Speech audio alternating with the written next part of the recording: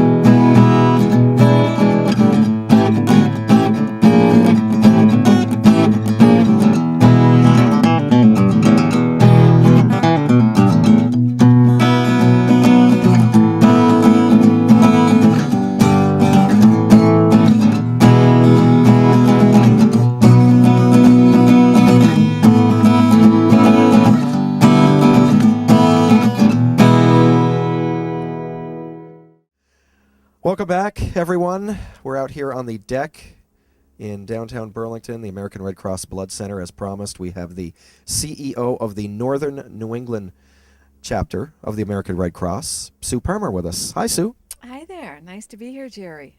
Wow. Did we pick a day to come up here and visit you, or what? Couldn't be more perfect. Finally. You suggested we come out here on the deck, on the patio, as it were, and here we are. I will have a tan by the time we're all done here. And hopefully skin is not like peeling off or anything. That would be kind of ugly, don't you think? I'm sure you're covered with your sunscreen. Yeah, you assume a lot. Well, no. Speaking of assuming, you were just telling me before we went on the air here that people assume that you're in charge of everything, but you really are in charge of the blood, the gathering of the blood, the donations of blood. You're not in touch with everything that goes on with the quote-unquote chapter. That's right. It causes a lot of confusion. The American Red Cross has the chapter side of the business and the blood or the biomedical side of the business. The biomedical side of the business is everything that has to do with blood. The chapter side of the American Red Cross has to do with first aid, CPR, obviously disasters, Right. aid to military families. That is basically their focus, and there is fundraising that goes on, obviously, to stay on top of disaster challenges. Whereas in our side of the business, we beg, borrow, and steal for blood donors every day of the year. Now that wasn't really the case. I remember the days when you wouldn't give out like chances to win Red Sox tickets or Red Sox T-shirts. I mean, that hasn't always been the case, has it? Oh no, our business has changed so dramatically over the last few years. In particular, I'd say in the last 15 years. We have to follow all of the rules and regulations handed down from the FDA. So we here in the blood world operate just like a pharmaceutical manufacturing company. And if you think of it like that, all of the constraints that fall under that arena of regulatory scrutiny, it made more sense for the biomedical side of the business to be somewhat of a separate, but still within the umbrella of the American Red Cross. So now you do have these kind of promotions. How do you slip through the loopholes and all of that to be able to pull people in to give blood? Well, there are no loopholes. What we do is make sure that when we have some offerings for, as you mentioned, Red Sox tickets and weekend getaways and T-shirts and so on and so forth, we make sure that opportunity is open to everybody, so that we don't say you have to be a blood donor. It's extremely important because of the regulatory scrutiny, and the regulatory scrutiny is all about a safe blood supply. We want to make sure that when you, Jerry, come in to give blood, you're doing it because you want to be doing it, not because there's an element of coercion or, as you say, enticement. Now, for those people out there, even with the giveaways, the T-shirts, the Red Sox tickets, and all of that, I mean, there's a lot of people out there that just think, oh, there's a blood drawing in town today. I mean, what difference is it going to make if I give blood or not give blood? Does each individual giving that blood matter? Oh, absolutely. And that's one reason why the whole enticement, giveaway, promotions is part of our world now. Um, People are very, very busy and, time challenged. There's a bit of compassion fatigue going on in the world. So people think, well, maybe tomorrow or someone else is going to do it. And it's just not the case. Every day we have to bring in a certain amount of blood every day of the year. And that's regardless of whether, God forbid, something goes on locally where we need more blood or within our region where we need more blood. So our message that we try and emphasize over and over to our donors and the public at large, and in particular new donors, people who haven't been part of our world, is that your donation matters. That 1 hour, that 1 hour and 15 minutes of time, that act of rolling up your sleeve, can make or break the difference between whether we have to hold back on sending out some product to a certain hospital so that we can make sure another hospital who maybe needs it just a little bit more on any given day gets it. So, we have a lot of challenges around inventory management. And that gets back to your sort of the original part of your question on the giveaways. We have to try and make ourselves appealing to all kinds of people. Let's face it, our regular day in and day out, tried and true Red Cross blood donors really don't care too much about the promotions. They're grateful and appreciate it, but that's not what brings them in the door. We're always strategizing on different ways to entice the brand new donor, the person that's maybe a little bit fearful of donating. Sue, your comments on being in dealing with a post 9/11 world. I mean, we're still talking about that. It's several years since 9/11 occurred, but we are in a nation that is at war right now, war on terrorism and all the things that go along with that here in our world. Um, I would imagine that there's a lot of people out there that are giving out of being patriots, being swept up in all of that. Um, do you see a lot of people coming out doing that? I mean, how much of a difference would it be if, let's say, 9/11 never happened? We're not in a war in Iraq, Afghanistan, the war on terrorism. How do you think the giving situation would be if all of that never happened? Well, that's an interesting question. There are so many variables on, what is sort of the hook that brings donors in. A lot of us in the blood banking industry say, sort of contrary to what you just said to me, we say, where did all those donors go that gave post 9/11? People have no second thoughts at all about rolling up their sleeve when there's something personal and acute, family members crisis, obviously, a devastating auto accident, a train wreck, and then, of course, the penultimate was 9/11, where, we just had such an enormous surge of donors. Again, our messaging keeps coming back to, and it doesn't have the sizzle, day in and day out. Things are going on up in our hospitals across northern New England where transfusions make a difference in keeping people alive. A lot of stories that you don't hear about for obvious reasons, but we work very closely with our hospitals to make sure that their inventories stay strong on a regular basis, and that's why we in turn here have to bring in a certain amount of blood every single day. Now that phrase of neighbor helping neighbor, you give blood in, let's say, in our case in Middlebury. How sure can the donor be that blood could possibly be used by a friend, a relative, a neighbor that lives in that area? How does that blood stay local? Well, first of all, we're hoping that when people give blood, they're giving blood for and to anyone that needs Sure. blood. Certainly, the neighbor helping neighbor component is key. And what happens within the northern New England region is that we service all of our northern New England hospitals, and we have about 77 hospitals within northern New England that receives Red Cross blood. So that's our primary customer, if you will.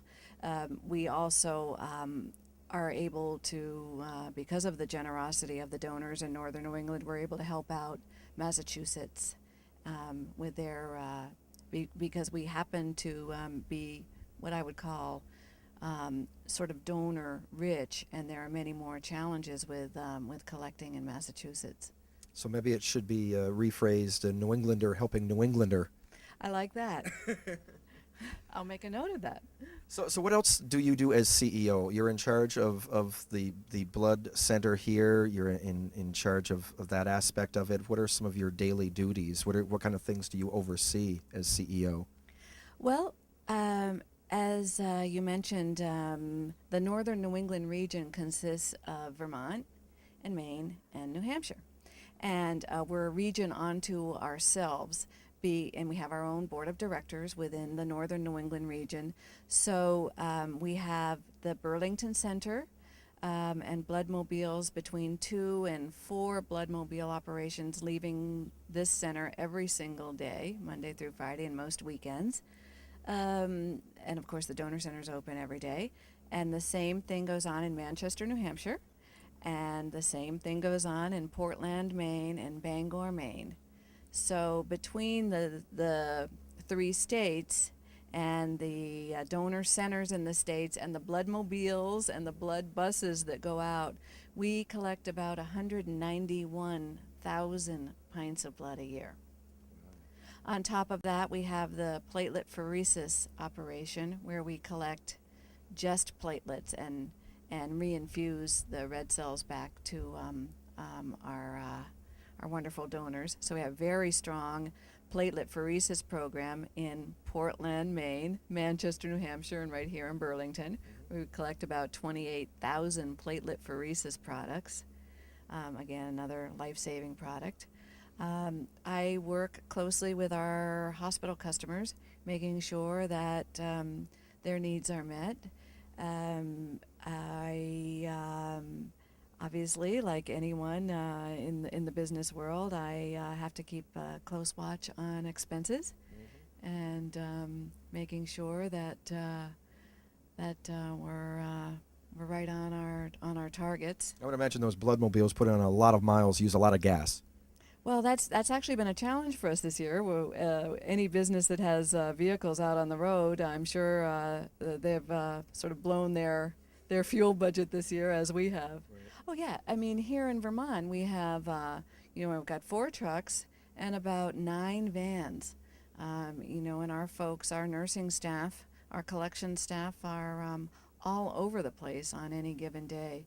Some up on the Canadian border one day, and then later on that afternoon, other folks down in Bennington, and as you said, Middlebury being one of our favorite places to go. You hear about, you hear the warnings, blood supplies are dangerously low. I mean, how dangerous a situation are you talking about when you issue that kind of a statement? I mean, are you really in danger of running out of blood? Well, first of all, one of the biggest challenges we have is what I refer to as right type collecting, and we have a huge challenge staying on top of our both O-pos and O-neg inventory. And then the next challenge is the B-neg inventory. So O's as in O-pos and O-neg, and basically all of the RH negatives are challenging for us. So typically when we say, things are critical on the inventory front, it means we're down to less than 25% of our O's, our OPAs or our own eggs. Now, we like ideally when things are sitting pretty with our inventories and we say we're going out on a certain day for 200 pints and we bring in 200 pints. Obviously, that's the perfect day. But we like to be sitting every day between a 2-day and a 3-day supply. Doesn't always happen. No. No, because again, we are not a manufacturing factory. We're dealing with people, and it's a beautiful day today, and people might prefer to be downtown sunbathing as opposed to coming into the blood center. So, and then we have the same issue in the winter when we have weather and it's dark at 4 o'clock, and people want to just get home and don't want to swing by the blood drive. So it's a huge challenge every day. Well, for a lot of people, the Red Cross have always been there. So it is a tradition. It is historically something that has always been there. People know when they see that red cross that they know what it's all about. It's about blood. How much advertising do you need to do to, like on a beautiful day like today, to make people remember to give blood? We have to do a lot more than we ever did. And that somewhat lines up with your earlier question about promotions and, opportunities for raffles and giveaways. We like to try and mix up our messaging a little bit, from the come on in, you have this opportunity for a raffle versus, hey, giving blood is just the right thing to do, and tie that in with stories about recipients, and have a little bit more of a sober tone. We like to have MDs speak about, the scenario where, do I transfuse with, with an O, or do I do a type-specific transfusion? Depends on what the inventory is and so on and so forth. But the patient stories are probably the most compelling. When you actually meet people who will tell you how their life was saved, or their child's life was saved, or their spouse's life was saved because they were transfused, then there's not too much to add after that. Right, yeah. What do you say at that point? I have talked to your staff. I've talked to your nurses in Middlebury when they've been there, and we've had the lowdown on what happened. So let's get it from the big cheese's mouth here, from the CEO of the Northern New England chapter, Sue Parmer. What happens if somebody comes here to the Red Cross Blood Center? What is the usual process? And this, of course, is for people that have never experienced this before. They know what giving blood is, but they don't know what actually happens. So maybe that's been, a little roadblock in having them come out and give the gift of life. Sure. Well, first of all, the donor needs to always bring an ID, and they're registered, which is all sort of, name, address, phone number, demographic information. And then they are taken by one of the collection staff person into a private area where there's confidentiality, and they have kind of a mini physical done. Their vital signs are taken, and then they get a hemoglobin test done just to make sure that their iron count is high enough to be able to give. It's just nothing but a little pick. And then many, many, many more questions than there ever have been. And again, keeping in mind that it's our obligation to make sure that we collect as safe a product as we possibly can. So the donors asked tons of questions, health-related, lifestyle-related, travel-related. And they're very general questions to sort of, with yes or no answers. And is it done privately? I mean, do they have any, should they worry about confidentiality? Oh, no. We provide, we have to guarantee confidentiality. And again, that's one of our FDA regulations. The donor confidentiality is key. Then from there, if everything checks out, and that should take no more than roughly around 12 minutes, their history. Then after that, they go into the donor room, and the staff person re-reviews everything all over again for one more double check. An arm prep is done, meaning making sure that the site is good and clean. And then at that point, there's a venipuncture done that's really quite pain-free, and I do mean that in all seriousness. I started out myself as a staff nurse here, and although it's a 16 gauge needle, but it's just devised in such a way that it's really nothing more than again another prick, and then the flow of blood itself, hooked up to the tubing and the bag of blood, is anywhere from 4.5 minutes on up to 8 or 9 minutes. Then the unit is disconnected, clamped off, and the donor puts their arm up, and then heads on over to the canteen area for some refreshments, and then they're on their way.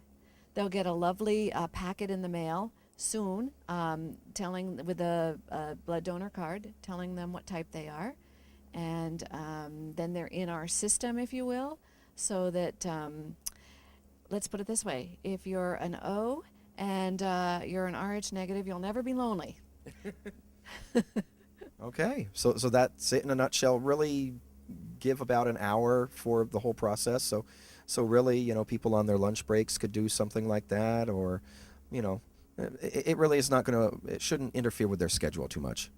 Well, it shouldn't. And one of the other things we try and do is make it as convenient as possible with good food at the canteen area, so that people can tie it in over breakfast or lunch or an early dinner at the fixed sites.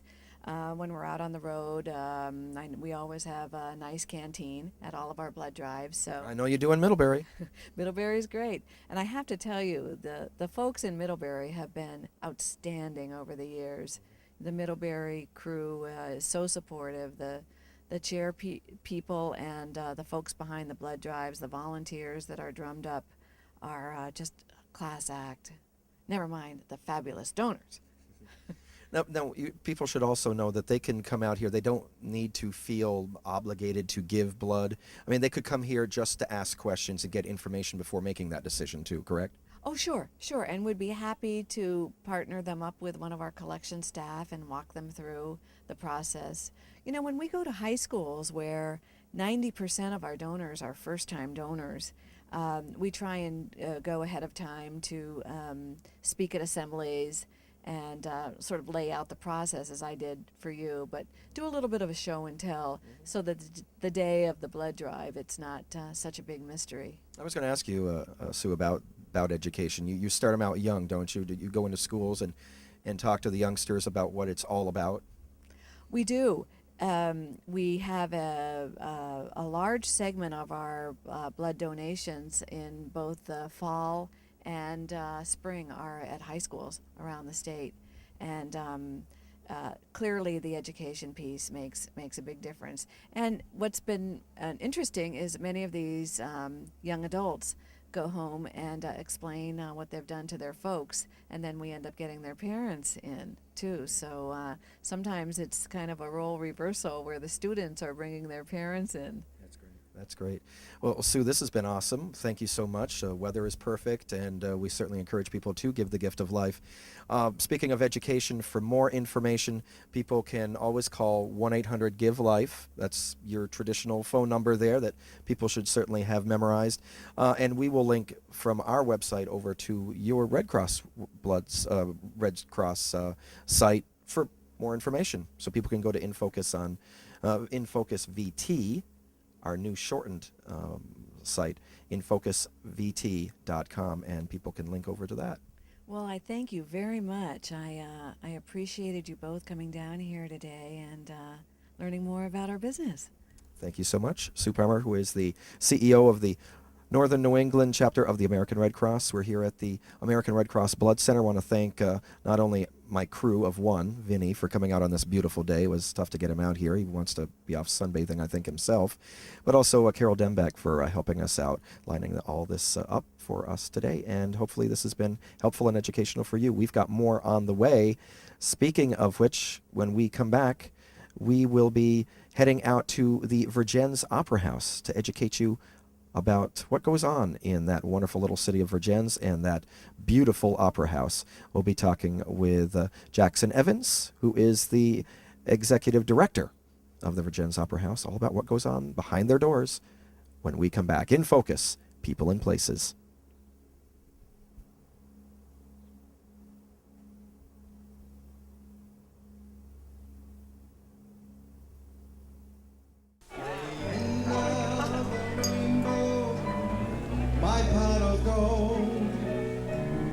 Daddy's little girl till heaven home.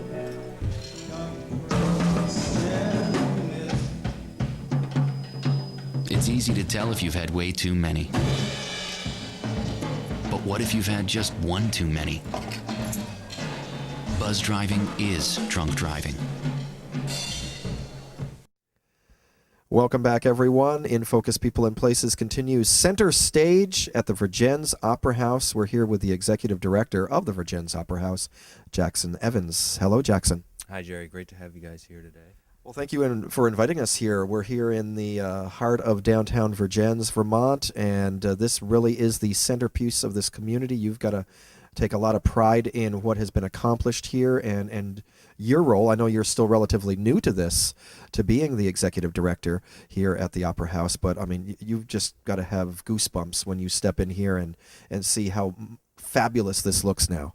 Yeah, you're absolutely right. I mean, I've inherited a pretty great space to take care of, and you know, the legacy of the restoration is with us today, and it's really, like you say, it's a centerpiece for this great little city. So.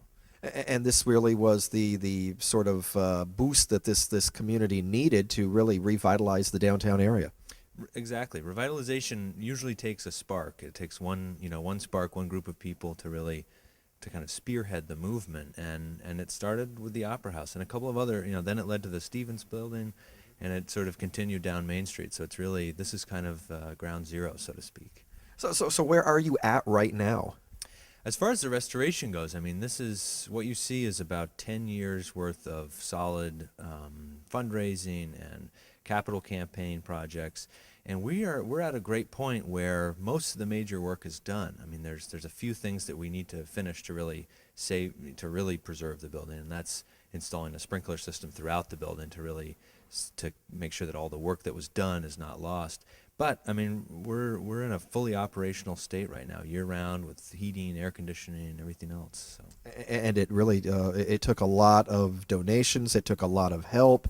That was certainly a lot of work. Absolutely, it was over $1.5 million invested, and that's from individuals, businesses, from state and federal grants, as well as private granting foundations, and volunteer work. I mean, it was really, it wasn't a corporation that came in and did this. It was volunteers. It was community people who took it on their own. All started back in 1897. 1897, the building went up, replaced an earlier structure that burned down, a wooden building that was built around 1860. And the fire department and city hall and the opera house were all housed in the same building. Fire, they think, started in the fire department's areas, burned all their equipment, so that it didn't take long for the building to go down. A few years later, the city voted and spent $12,000 to build this structure. So. What kind of events took place back then? It was really a community-based building. I mean, there were commencement ceremonies, there were community theater groups, there were traveling vaudeville performers from the national scene. They even had a early electric light kinetoscope, which was sort of an early lantern show, motion picture precursor that was here, and community plays, as well as city functions. They used to hold this annual city meetings here. They still do, actually. And so we've been able to maintain a lot of that same community-based spirit. I did not know this, Jackson, but looking at your website, I understand that even Tiny Tim performed here.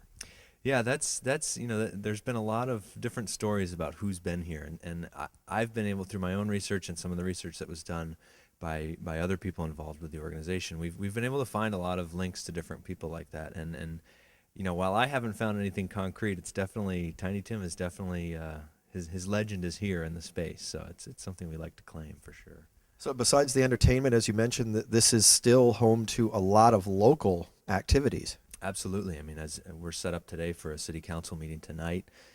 Last week we had a great, the city's doing a new plan for the citywide zoning and planning, and we had about 75 or 80 people here meeting to discuss the future of this city. So it's, you know, we host things like that. And then we have, you know, local musicians who are sort of getting their start, who come, and it's a very economical use for them to be able to rent the space and put on their own performance. And community theater. I mean, the Little City Players, who are our resident theater group, are doing at least 2 productions a year, involving the community in all aspects. So we're really pleased to be a part of this community and do all we can to serve it. You even host weddings. Absolutely. This is a fantastic space for weddings because our chairs are mobile and we can really set up however anybody wants. We're able to put tables in and do receptions and ceremonies, and it's a beautiful space. It's a very functional space. It's elegant. And in the summer, you know, with our new air conditioning system, it's a really pleasant space to be. Proms and graduations? We do some winter balls. The proms, I don't think we do have a Middlebury prom, I think, coming up or a ball. But they do some of the smaller dances here where they want something a little bit more elegant. And the high school kids do a great job setting up, you know, decorating the space. And actually Northland Job Corps, every year they do a winter ball here as well. So we're connected with them too. Now, you've got to be keeping your eyes down to Middlebury and what Doug Anderson is doing at the Town Hall Theater. They're getting close to having their dreams come true down there. You don't look at that as competition, do you? You look at it just another community refurbishing a historic location and utilizing it. Absolutely. It's great to see, you know, this movement to restore city-owned community resources like opera houses and town hall theaters is widespread. I mean, almost every sizable town in Vermont at one point had one of these spaces, and a lot of them have deteriorated through disuse and things like that. So it's just great to see people, especially, you know, in our very own area, doing that type of stuff to serve communities. I mean, we all sort of share the same group of people in the same community. So the more opportunities there are, the better. I mean, I think it's competition, but in the best possible way, in a very healthy, you know, and positive light, that we're offering art and culture to these communities. So. Have you consulted with Doug at all? Have you asked him any questions, given him any advice? We haven't. I think earlier, the earlier director had more of a contact with him when they were first setting up their restoration effort. I've talked to Doug about chairs. They're at the stage now where they're trying to figure out which type of chair system to use. So he actually borrowed a couple of our chairs to see what they look like in the space. So, you know, we have that sort of relationship at this point. So let's go on a little tour here and show our viewers what you have to offer here at the Vergennes Opera House. Why don't we go up on the balcony? Sounds great. Well, here we are up in the historic balcony at the Vergennes Opera House. How many seats do you have in here? Our capacity is 299 seats. If we get over 300, then we have to have the sprinkler system. So they used to seat 500 people in here, which is hard for me to believe. I mean, up here we can seat about 50 to 60, and downstairs we fill in the other 250. So that's our capacity, and we try not to go over that just for safety reasons. What is your vision of the future for the Vergennes Opera House, Jackson Evans? You get the sprinklers in here, that'll be accomplished. You're getting close to the end. Are there some other little things that you would like to tweak, things that you would like to see added? Well, actually, where we're standing is one of the really untouched spots. You can see all the woodwork in the building was painted this brown color that we see on the floor. And this is one of the spaces that hasn't really been restored yet. So the plans originally were to restore some of the early folding cast iron theater seats that used to be in the space here. So that's sort of an ongoing thing. That's a little bit down the road, but that is one of the areas that hasn't been sort of touched yet. Once we get the sprinkler system in, you know, then it's maintaining the space, and then it's keeping it up, and it's filling it with interesting local, regional, and national acts, getting people to come and serving the community. I think long term our mission is to really offer arts and culture to this community and to really be a part of it because we are, as you say, we're sort of this central part on Main Street, and that's our role. And what is the support from the community like? What kind of feedback do you get from people here in Vergennes?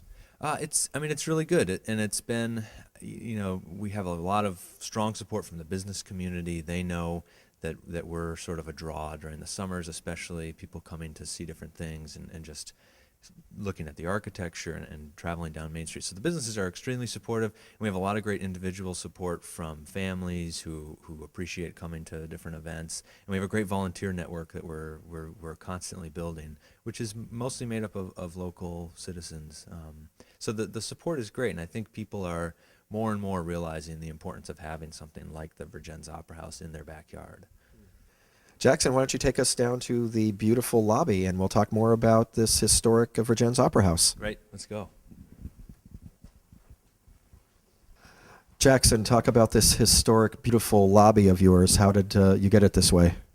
The lobby was the work of the board of directors in the late 90s when they were sort of really kicking off the restoration work. And they made some conscious decisions about paint colors, stencil work, the finish on the woodwork, and also the light fixtures. I mean, these were very conscious decisions. They spent a lot of time because they knew this is going to be the introduction to the Opera House for a lot of people who are coming up the stairs, coming to see a show, and they see this really fantastic lobby. I kind of get a Victorian feel here. Absolutely. It's very typical of the late 19th century architecture, and you see a lot of, the saw and scroll work that creates all these different turned balusters, very typical of that 1890s.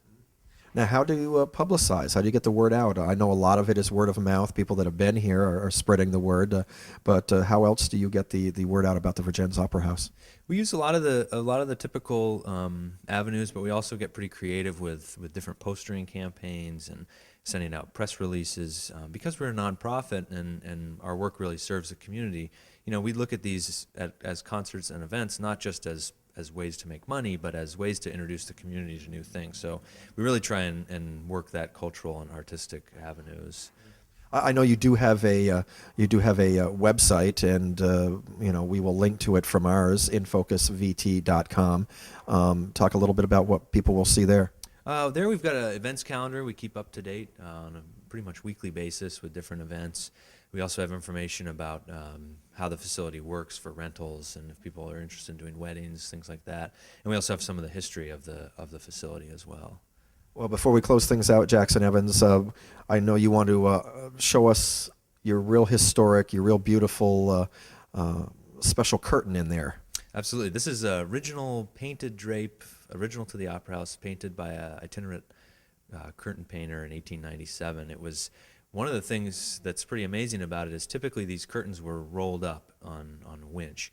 And when they closed this building up in the 1970s, they actually left the curtain down, which preserved it in an excellent state. We had a great deal of restoration work done on it, and it's absolutely beautiful. It's really one of the gems of the Opera House. All right, so let's go back in and check it out. Here it comes, Jackson. Your beautiful, restored, very colorful, very historic picture curtain. Yeah, it really is a remarkable thing, and it's to have it in this state and to have it preserved and restored the way it is. We're really lucky, and a lot of these local theaters have similar drapes, and they're all extremely proud of what they have, and we're the same here at the Opera House. Now, maybe people don't know this, but I hear rumors that may not actually be a Vermont scene. Yeah, I would have to agree. It's the thatched roof never really worked that well in Vermont, and stuccoed sawmills were really not that popular. But one can stretch the imagination. It works. It works. I think people will probably ooh and ah when they see that. Absolutely. Well, what's coming up in 2008? I know that maybe by the time that this airs, Roger McGuinn may have already performed here, but you've got that legendary rocker now added to your list of historic folks to perform here. Absolutely. We're very excited to have Roger McGuinn, and last year we had Richie Havens, another sort of legendary folk singer here. It was very successful, so we're pleased to continue that tradition. And the rest of the year we've got a lot of great things coming up. We have some of our annual traditions like the Ladies Rally, which happens in September. And that's the 10th annual Ladies Rally. We also have Broadway Direct, where we've got a number of Broadway stage and musical actors here to perform a benefit for us at the Opera House. We're very excited about that. And a lot of great other local community events going on throughout the summer. Little City Players are going to be putting on a performance in the fall, and the Vermont Symphony Orchestra coming back in October as well. That's going to do it from the Vergennes Opera House. We have more on the way in Focus People and Places right after these words. Next week on In Focus, People and Places, we invite Middlebury College student and Finnish native Sila Husko to our studios. Sila has been doing a documentary on Middlebury Community Television and has followed us on some of our shoots. She talks about her documentary, her home country of Finland, and what it's like being a foreigner in the U.S. Next, it's time to play ball. It's just about that time for Vermont's favorite professional baseball team, the Vermont Lake Monsters. Jerry chats with General Manager C.J. Knutson at a local ballpark about the upcoming season and possible future of the ball club. And finally, it's a disaster waiting to happen as Jerry learns to ride a horse. Virginia May Deering, local horse enthusiast, teaches Jerry the basics of riding these animals and even about the safety equipment needed. He's going to need it. Whoa. Ow, ow, ow. All Stop, this is stop. coming next week on In Focus, People and Places. You can find out broadcast times in your area at infocusvt.com. Welcome back, everyone, in Focus People and Places. It's time for the latest installment of our Handyman segment. Ben of all trades, Ben Vessa, is here. Hi, Ben. Hi, Jerry. How are you tonight? I'm doing fine. Welcome back. Hi. All right, we have a car here. Simple car. It's going to be very important in this segment. We are going to change oil. Yeah. Describe a little bit about what you bring to this program. I mean, it's all about simple repairs, simple things that your average Joe on the street can do. Well, I want to bring simple things to the show that everybody can really do if they take their time and do it. But I also want to make sure that safety's there and make sure that they're not going to get hurt doing it. Mm-hmm. And if they don't have the safe and proper equipment, then their life is worth more. Take it to a dealer, take it to a dealership. Take it to the expert at that authorized point. repair station somewhere, yep. Okay. But, you know, a lot of people change their own oil, but Yep. I would imagine maybe in your eyes, probably a lot of people out there take some risks in doing so. Yeah, Just to save a little, you know, just to save a buck. Right. They could be putting themselves in jeopardy. Right, when they use a jack, they don't use jack stands. When they're using car ramps, they don't block the wheels and still use jack stands. A car could roll off forward, backward, not using the parking brake. There's just a lot of little things that when you lift your car up, you want to be safe doing. If you don't have a regular lift, you want to use safe jack stands and make sure it's not going to fall off. And I would imagine make sure, you know, that, you know, children are at a safe distance. Yeah, you don't when want you're them doing under the something car like with that. you. You don't want them hanging out next to the car, leaning on it, pushing on it, or whatever. As well as safety as far as getting rid of the oil's going to be hot. You know, it might be hot, it could burn you. You got to be careful of that. And the hot exhaust is around places and things, and it's just, and getting rid of your oil correctly, taking it to the transfer station where they Right. recycle it, or to a local repair shop that will take it so they can recycle it. Don't just dump it out in the backyard. And then the oil filter, same thing. You have to get rid of it in a recycled area. So maybe do a little research beforehand. Before you Even do though it, it yep. sounds like a simple thing, changing oil, Yep. you know, if you want to do it properly and legally and all that, Yep. abiding by your town's rules of safe disposal, proper disposal, Yep. you know, just, you know, ask questions. Ask a as lot always. of questions. Yep. And speaking of that, we'll give the email address at the end of the show. But let's throw out Ben of all trades at infocusvt.com. You can ask Ben questions. You can make comments about the programs that you've seen so far, and maybe even make some suggestions for future shows. Yeah, and At some point, you may run out of ideas, but I know Yeah. you have a lot in your head right now. Right, and I do the best I can to do it in a safe manner. And if people have different ways, that happens. But I'm going to do what I can to make it what I think is safe or nice. Yep. We get enough email questions. Maybe we'll devote a segment of Ben of all trades to answering those questions Yeah. on air. That might be an idea. Yeah, there we go. All right. So right now, our question is, how do we start the process of changing oil in this vehicle? Well, on this car, it's very simple. First, obviously, it sits low enough. You'll probably have to jack it up some to get the oil bucket underneath it to drain it, and also be able to reach the drain plug. It's not that far under, so you could actually just reach under and do it, but it's better to have it up a little bit to be easy to get to. Obviously, Ben, you have access to a lot of, well, I don't want to say fancy equipment, but you know, you've got a access to a lot of professional I've been equipment doing here at the shop. I've been doing mechanic work for a long time on lots of different stuff, so I have lots of tools. Yeah. So if people don't have necessarily everything that you have here today, are there some safe alternatives? Well, some of the simple things to do is if you find out what size, like for oil filter wrench, if you go to the parts store, they know what filter you take, they know what size wrench you need, and the wrenches are not that expensive. You can get your filter wrench that will fit your car. And then you need a good wrench for the oil pan. You don't want to use an adjustable wrench or a pair of pliers or vice grips on your oil plug. You want to use a good quality wrench, not to strip the threads or to strip the nut off. Now, how about the pan? If somebody doesn't have a pan such as you have here today, could they use a bucket, something else? You can use smaller things, but you remember, depending on the size of the vehicle, depends on the amount of oil. This car is going to hold just over a gallon. Some cars hold more. Some trucks hold 10 and 14 quarts or a little bit more. So you want to make sure you have the right size pail for that. And what I have here is a simple oil drain pan. It holds, I think it's 10 quarts. It's got a drain cap on one end and a screwed on cover here. You unscrew the cover and it has an opening with a screen in it, so you can set your filter down on it and drain it. And then you cap it off and take it to your recycle place and dump it out. And you can reuse it over and over again. And local parts stores have these. They're really simple, and it's a safe way to transport your oil without having to spill it. And the screen comes out, you can put your oil filter down inside it, cap it off, and get rid of it. Oh, there you go. And they're range right around between 10 and 15 bucks. Not bad at all. Not bad. All right. All right, so we are ready to change the oil on this vehicle here. Sure. What do we do first? I'm going to have to jack it up some, just so I can get to the drain plug and things. So I'm going to properly place the jack in. And your owner's manual shows different lift points on your car. They'll show them on the side for the car's jack. I have a floor jack, which some people won't have. They can use their car jack to jack it up, or they can use ramps. But like I said, block it correctly, parking brake on, do all those things necessary. In this case, I'm going to use a floor jack, go underneath the main frame, jack up the car in the center. It's pretty basic. Okay. What I've done is I've placed the jack underneath the car safely in a good spot that I've already pre-checked.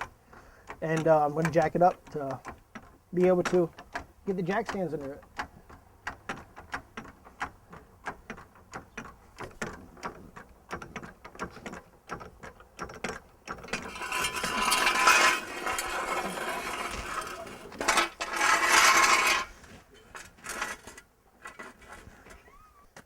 And then carefully and slowly let it back down on the jack stands.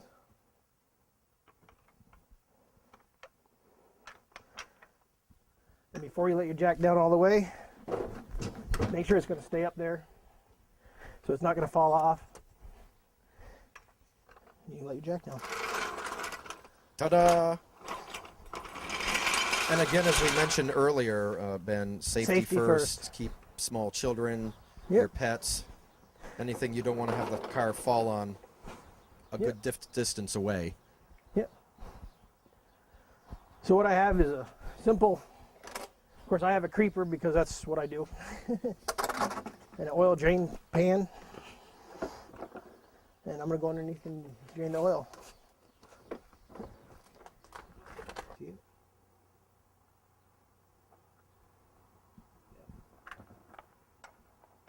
Couple of turns with a wrench, get it freed up, move the drain bucket into place.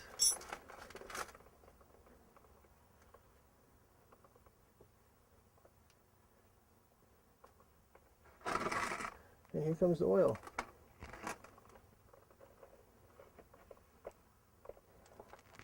Should drain into the bucket.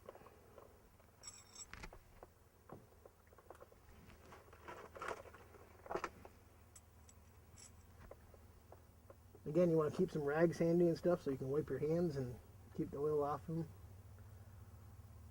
Make sure it's not too hot. You want to tighten up the drain plug good and snug. Not too tight so you don't strip the threads or hurt the oil pan, but tight enough to keep it from leaking and coming loose. Wipe it clean so you can tell if it's dripping later. Move your oil pan underneath your oil filter. So when you loosen your oil filter, you can catch the drippings from that. And then remove the oil filter. And again, as far as the disposal of the oil situation, I mean, check with your town's rules and regulations. In Middlebury, of course, Route 7 South, the Addison County Solid Waste Management District, you can take it there. You can Yep. always call them to find out, get information on the Rules proper and- disposal Yep. of oil And filter, and filter. right? And oil jugs. Thank you for reminding me about that. Oh, this oil filter is right here. You can use these simple. I have some simple oil filter pliers, which work well in wide open areas. You also have an oil filter band wrench, works well in bigger open areas. They do also make little sockets that slide on the end of the filter and grab into the little notches, so you can use an extension and a ratchet to take them off. Like I said, at the parts store, they know your car. You know, when you buy the filter, they know what size it is, and they might be able to help you pick out the one that you might need. Okay. So in this car here, actually, I can take down, and if I use my hand, yep, there it came loose with just my hand, and they should be only hand tight. Some of them are a little bit snug from heat and cold. And you take the filter off, the oil drains down into the bucket, and then you dispose of your filter. And I have a new filter, and on the filter you should put fresh clean oil on the oil seal to help it ride around the filter base easier. Take a rag and wipe the filter base down. Make sure it's clean. And then you put oil just a little bit on your finger and wipe it on the seal. Clean oil, not to use dirty oil. The used dirty oil could have rocks or dirt or grit or metal flake and could cut your seal and cause a leak problem. And what would happen if somebody doing this at home didn't put the oil on there? What would happen? It doesn't tighten as well. It doesn't allow the O-ring to slide on the metal and Okay. allow it to snug up and tighten well. It might premature tighten and actually be loose. Okay. And then you put the filter on and just gently thread it on. Make sure you don't cross it. Make sure it kind of just spins on easy. Just nice and easy. And when the filter contacts the base, it's about 3/4 turns to tight, 3/4 to 1 turn to tight. Most of the time, all you need is hand tight. And it says that right, and a lot of filters have that right on the box for instructions. Well, right now, Jerry, we're going to add oil back into this car. I took the oil cap off, and I put a nice funnel in there. And you want to add oil, you want to pour it in slow, as to not overfill the valve cover. And at your local parts store, a lot of them can tell you how much goes in your car. A lot of the newer computers have it right on there that, let's say this car probably holds 4 1/4 quarts or 4 1/2 quarts. So I'm going to start with 4 quarts, and then we're going to set it back down on the ground and start it and check for leaks, and then check the oil after. There's the last quart of the 4 that I was going to put in to start with. Let it finish dripping out here a little bit. Cap it off. Slowly let the funnel drip out. Now, when you're changing the oil on your car, is that a good time to maybe remember other things, check Yeah, other you wanna things check- about your engine? Yeah, you want to check your antifreeze, check your power steering fluid, check your transmission oil, check your belts and stuff. Today we're just going to do the oil change, but at another time we can do more of the maintenance stuff. But when you do change it, maybe it's a good time to remember to check Yeah, these other make things. yourself a little checklist of things, check your antifreeze and all that stuff. Mhm. Just to go over your car quickly, make sure your belts aren't frayed and whatnot. And again, the basics. When should you change your oil? What is the rule of thumb? Rule of usually? thumb is with conventional oil, 3,000 miles or 3 months. That's the rule of thumb that I 3,000 go miles, by. 3 months. Yep. They say some of the newer cars you can go longer, but longevity, if you're going to keep the car, 3,000 miles, 3 months. Stick to that. Yep. Filter and oil, both. Filter and oil. Well, now I'm going to let the car down so we can start it. And I'm going to do that carefully. Take your time. Remove my oil bucket. Set that aside. Move the jack.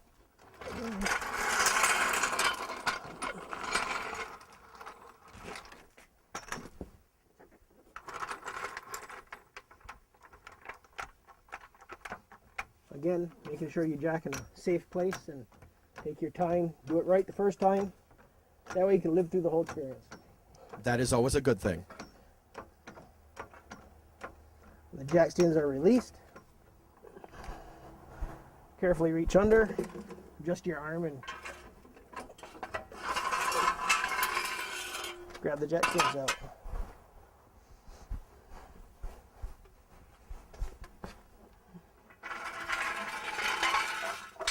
Set them aside, and then slowly release your jack and let it down easy. You go too fast, it could slide off the jack or anything. Just take your time.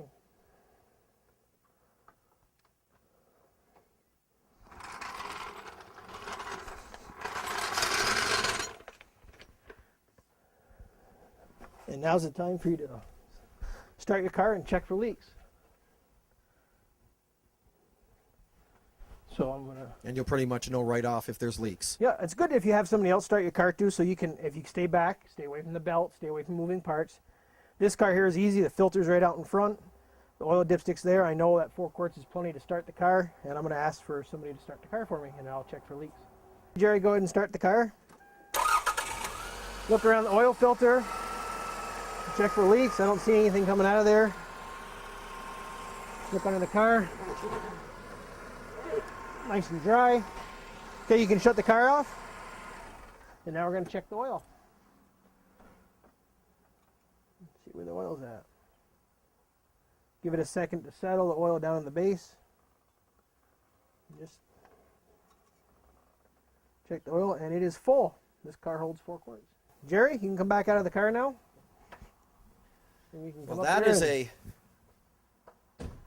simple, basic oil change. And that's Ben of all trades. Ben, thank you. No problem, Jerry. Thank you. Now, keep in mind, if you missed the beginning of this segment, that we do have a email for you now on our website, which is benofalltrades@infocusvt.com. Ben, you're prepared to answer any questions, take comments from the viewers, and Do the best I can. show suggestions. And like I mentioned earlier, for folks just tuning in, we are going to hopefully get a big response if we get a big amount of questions via email. We'll have a segment devoted to that where you can answer questions about pretty much anything, not just automotive, but cooking. We've done a cooking show. We've also done some, Drywall repair. Yep. Patching the hole in the wall. And, of course, we did Maintenance. some maintenance on lawnmowers, weed whackers, et cetera, et cetera. So Ben is prepared. He is Ben of all trades, and he is prepared to answer your questions. So, I'll do again, the best that is... I can. Yes, that's all we can do. That's right. The best we can do. Ben of all trades at INFOcusVT.com. And speaking of INFOcusVT.com, that is INFOcus's official website. So you can go there, find out information on Ben of all trades, on yours truly, on past shows, current shows, upcoming shows, and of course schedule on the various television networks that we air this show. So go to INFOcusVT.com for all that and much, much more. Yep. Thank you for tuning in. Thank you to Ben. Thanks to everyone else on the program, Jackson Evans, the executive director of the Vergennes Opera House, for showing off that beautiful, refurbished place in Vergennes. It's a center point of the community of Vergennes, as well as Addison County. And also, Sue Parmer, the CEO of the Northern New England chapter of the American Red Cross Blood Donation Center in Burlington. We want to thank her for inviting us up there to find out all about giving the gift of life. And we certainly encourage, I think I can speak for Ben, that we certainly encourage you to get out and give the gift of life at your nearest local Red Cross Blood Donation Center. It's an awesome thing. All right. For all of us here on InFocus People and Places, again, we want to thank you for tuning in. Until next time, take care.